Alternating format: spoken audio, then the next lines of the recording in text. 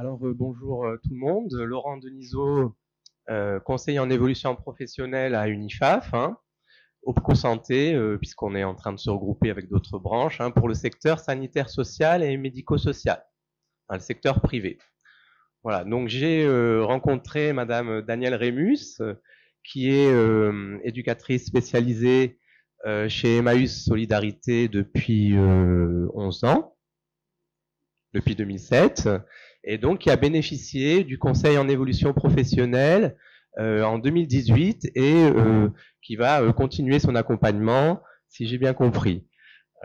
Voilà, elle a bénéficié de ce service à peu près 2 heures, qu'elle a connu dans son établissement, puisque Unifaf propose un service sur mesure pour ces établissements comptes stratégiques, et nous allons animer des réunions pour tous les salariés dans les établissements en Île-de-France pour présenter le CEP et tous les dispositifs. C'est comme ça que vous avez connu ce service. Donc vous étiez perdu dans les dispositifs et nous étions là sur du niveau 3 du CEP pour les salariés, c'est-à-dire l'ingénierie financière. Puisque votre problème, c'était comment financer.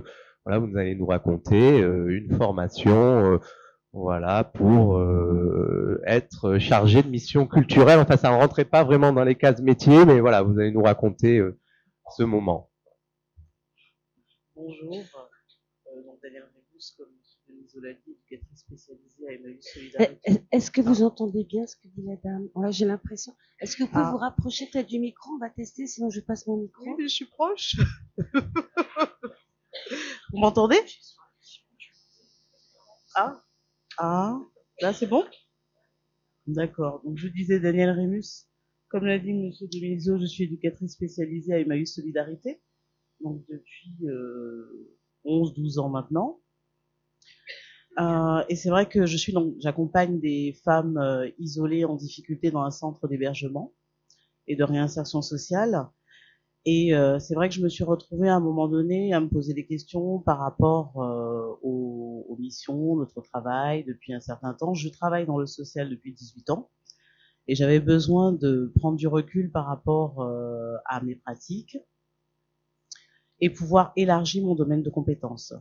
Donc j'associe en règle générale le culturel à mon accompagnement social et je voulais trouver une formation autour du culturel.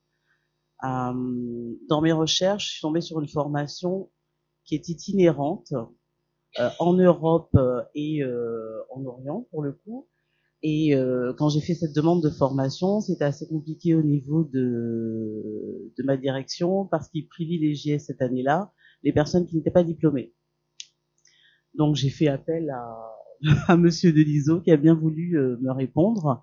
Et le but était de pouvoir trouver les financements pour pouvoir financer toute cette formation, notamment les frais annexes, qui n'étaient pas pris en charge par le CIF CDI.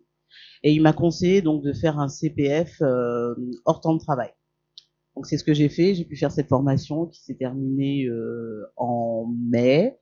J'ai encore des écrits parce que je passe la certification bientôt et donc je continue après avec Monsieur Denisot pour une reconversion professionnelle.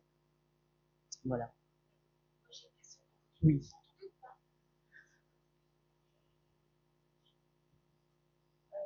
Quand vous dites que c'est une formation itinérante, en Europe et en Orient, ça veut dire que pendant combien de mois et vous êtes allé où?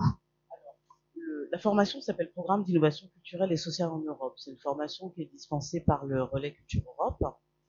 Et donc, c'est d'aller explorer dans d'autres pays d'Europe les différentes actions sociales qui sont faites.